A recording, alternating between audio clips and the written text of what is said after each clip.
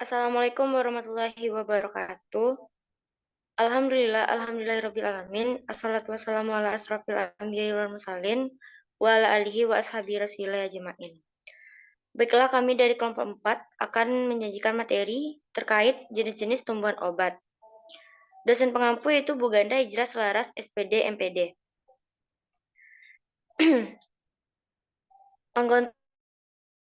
Anggota kami yaitu ada yang pertama Bella Amanda, yang kedua ada Nurul Iza Zahra, yang ketiga Rahminda, yang keempat Uswatun Hasanah.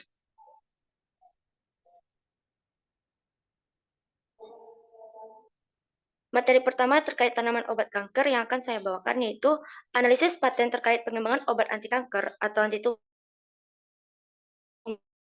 tumor dari tanaman yang dipilih diizinkan untuk menetapkan bahwa jumlah paten tertinggi oleh tanaman adalah untuk diikuti oleh Curcuma longa, yaitu ada 54 paten, Marsdenia tanakissima 54 paten, Sarkandra glabra 44 paten, dan Witania somnifera 14 paten. Sebagian besar paten ini terkait dengan fraksi atau ekstra tanaman, misalnya Anonas squamosa, Longa M tanasimisa, dan hanya beberapa paten dengan senyawa terisolasi, misalnya campuran saponin dari M tenacicimas dan lain-lain.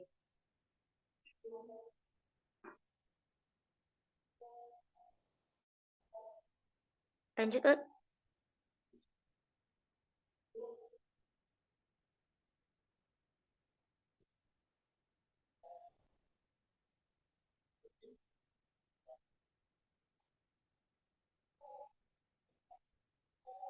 Nah, berikut ada tanaman obat anti kanker. Yang pertama, Solanum liratum.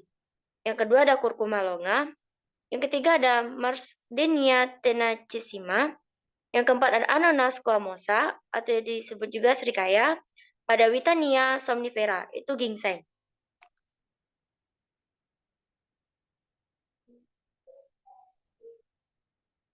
Nah, tanaman obat-obat di Indonesia, yaitu etnobotani adalah bidang ilmu yang mempelajari hubungan antara etnis dan tumbuhan. Di Indonesia, etnobotani memiliki peran penting karena negara ini memiliki lebih dari 25.000 sampai 30.000 spesies tumbuhan dan lebih dari 17.000 pulau dengan berbagai tipe ekosistem.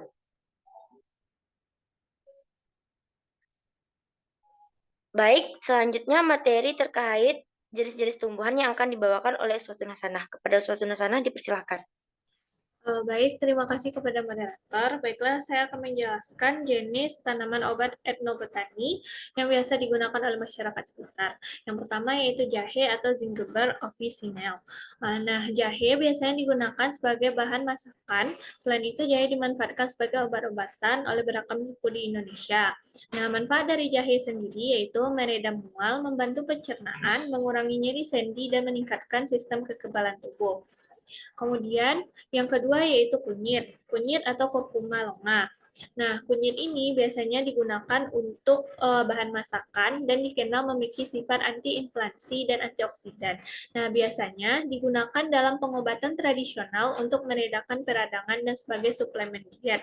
Nah, bagian dari kunyit ini yang diambil adalah umbinya dan digunakan secara luas oleh berbagai suku di Indonesia, terutama suku Jawa, suku Minangkabau, dan suku Bali.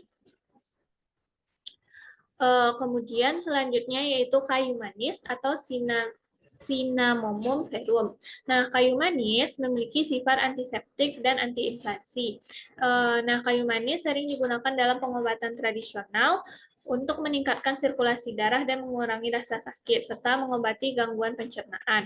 Bagian yang digunakan adalah batang kayu manis sendiri, dan kayu manis digunakan oleh berbagai masyarakat, termasuk suku Jawa, suku Minangkabau, Batak, dan suku Bali. Baiklah, sekian dari saya kembalikan kepada moderator.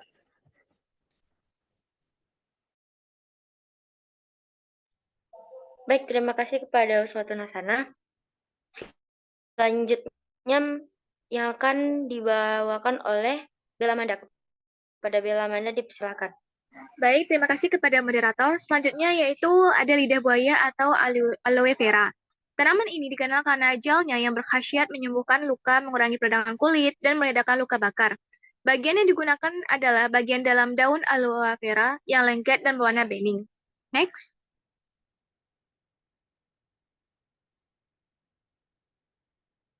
Selanjutnya yaitu daun sirih atau pepper betel. Digunakan dalam pengobatan tradisional untuk membersihkan mulut dan gigi, serta memiliki efek antiseptik, dan antiinflamasi.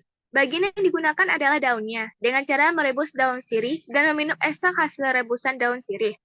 Daun sirih digunakan oleh berbagai suku di Indonesia, terutama suku Jawa, suku Minangkabau, suku Batak, dan suku Aceh. Next.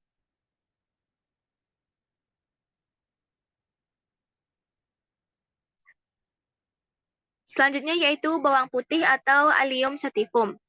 Dikenal karena sifat antimikrobal dan antiinflamasinya. Bawang putih digunakan dalam pengobatan tradisional untuk mengurangi tekanan darah tinggi, meningkatkan sistem kekebalan tubuh, dan mengobati infeksi.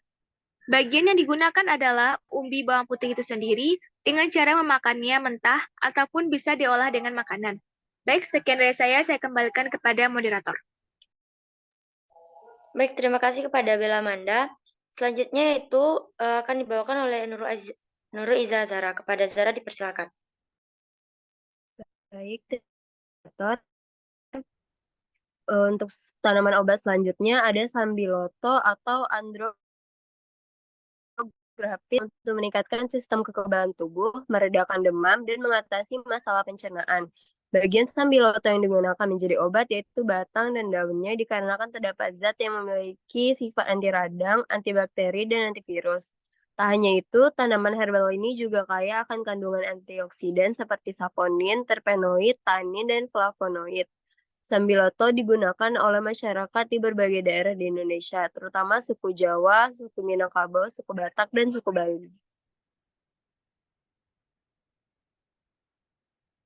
Next. Tanaman berikutnya itu temulawak atau Curcuma santoriza. Mirip dengan kunyit, temulawak juga memiliki sifat antiinflamasi dan diklaim memiliki manfaat untuk kesehatan hati dan pencernaan.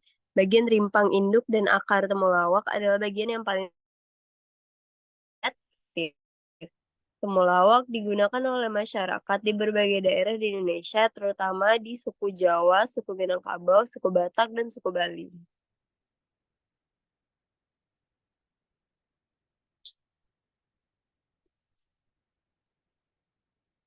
Tanaman berikutnya yaitu ginseng Jawa atau Talinum sp.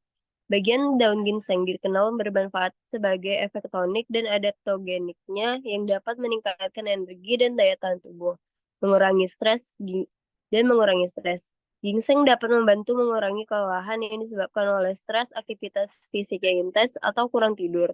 Ginseng juga dapat meningkatkan daya tahan fisik dan mental. Sedangkan bagian akarnya dapat digunakan sebagai tonikum, aprosidiak atau obat kuat, batuk-batuk, radang paru-paru, diare, haid yang tidak teratur, keputihan, dan dapat memperbanyak ASI.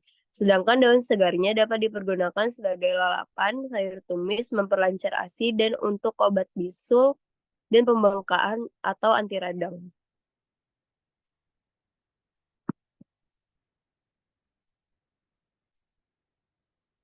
Selanjutnya daun salam atau Syzygium polyanthum. Daun salam adalah jenis tumbuhan yang biasa digunakan sebagai campuran bahan masakan dan juga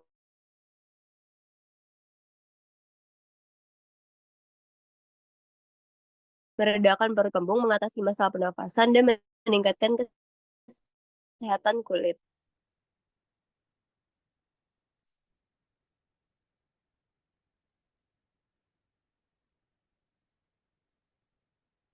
Baiklah, sekian dari saya kembalikan kepada moderator.